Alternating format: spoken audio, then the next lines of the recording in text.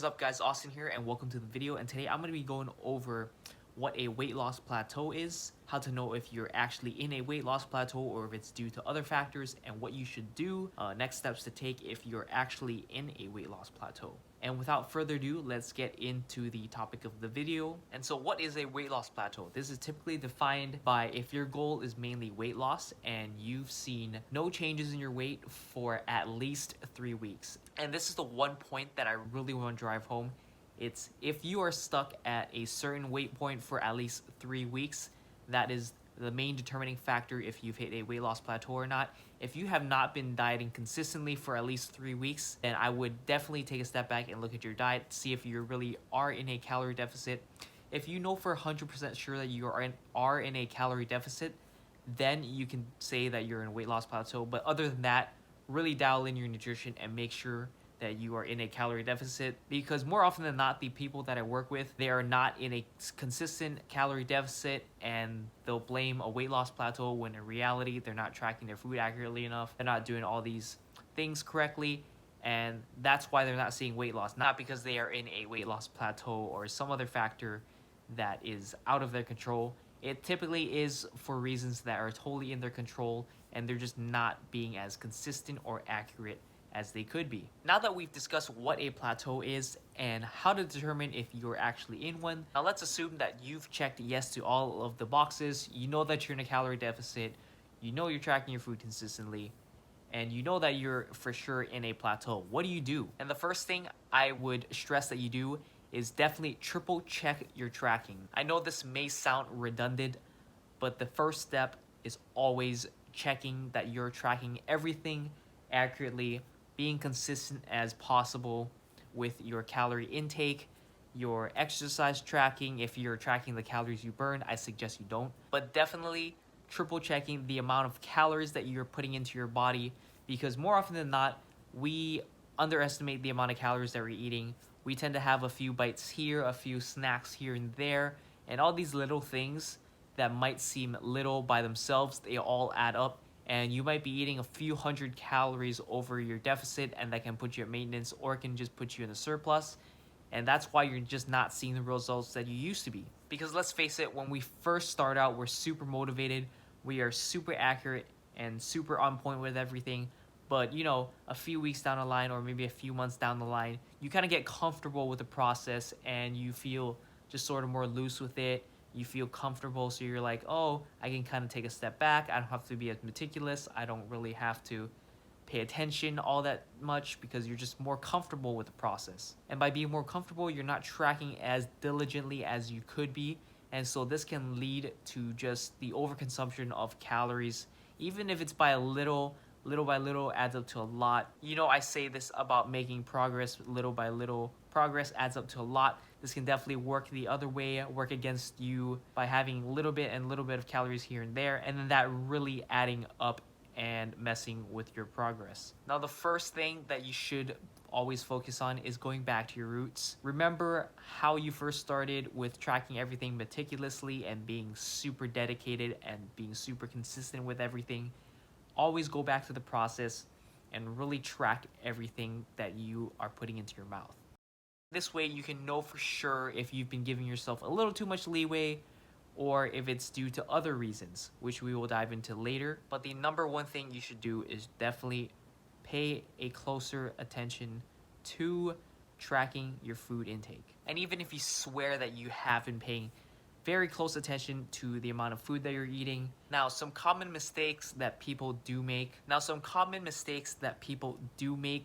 when they first notice a plateau is that they severely cut calories, they'll do a bunch of cardio, or they'll just blame their metabolism altogether. And this can definitely lead to burnout and lead to giving up, which is the absolute worst thing that you can do for yourself when you're trying to lose weight or achieve other fitness goals. Just giving up altogether, that is a bad thing to do. As long as you keep going, you can't mess up. As long as you keep going, you'll reach your goals eventually. But if you give up altogether, you'll never reach your goals, because you'll never be making any progress. You won't be getting any single bit closer to your goals if you give up altogether. And so really staying away from these 3 common mistakes. Okay, now let's say you did all the things that I've said before. You're not making any of these mistakes. you're saying, Austin, I haven't made any mistakes. I've been tracking every single morsel of food that goes into my mouth. I've been super consistent for the past few months. And most importantly of all, I've been super patient with the process, but I am still not seeing any progress or results. Help me out. All right, fear not, I will help you out.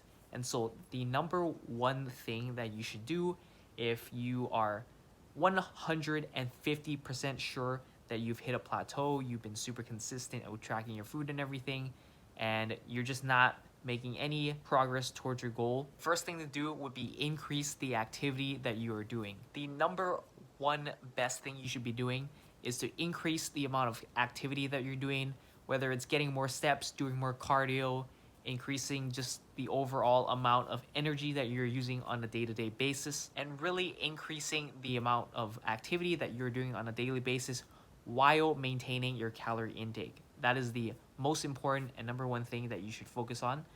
Why is this? This is because when dieting, one of the major rules that you want to follow is that you should be eating the most amount of food that you can while still making weight loss progress. Because let's face it, all of us love eating, and eating less is just a horrible chore to have to put yourself through. I mean, unless you're eating like 5,000 calories a day, then you could definitely use a bit of a cut of food. But if you are already not eating that much, then definitely increasing your activity will give you that much more of a leeway to eat. And so one of the main reasons of eating is not only because it tastes good, but it also fuels your body with energy to perform the daily activities that it needs to do, and also just keeping you alive. And that's why the first steps you should take when trying to get into a calorie deficit is definitely increasing the amount of activity you do while maintaining your calorie intake. And I get it, some people say, oh, you don't have to do any cardio, you don't have to do any activity, just cut your calories. And what I'm saying is, don't be lazy, at least get some physical activity in so you burn a decent amount of calories.